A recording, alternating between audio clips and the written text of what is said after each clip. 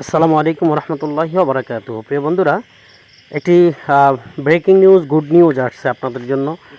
চলুন আমরা একটু জানি আসলে কি বিষয়ে বলা হচ্ছে। যে আজ সংশোধন মহার্ঘ ভাতা নিয়ে আপনারা জানেন এর আগে একবার কথা হয়েছিল, পরবর্তীতে সেটা বিশেষ প্রণোদনার কথা বলা হয়েছে। তো বিশেষ প্রণোদনায় আসলে তেমন বেতন বাড়ছে না, সেজন্য কর্মচারীরাও খুশি না, কর্মকর্তারাও খুশি না। তো এখন একটা বিষয় নিয়ে আবার একটু আলোচনার সৃষ্টি হয়েছে। যদি এটা হয়, নতুন করে আলোচনার সৃষ্টি হয়েছে, সেটা কি, যে ন্যূনতম কর্মকর্তারা পাবেন 30% হারে আর কর্মচারীরা পাবেন 40% হারে ভাতা।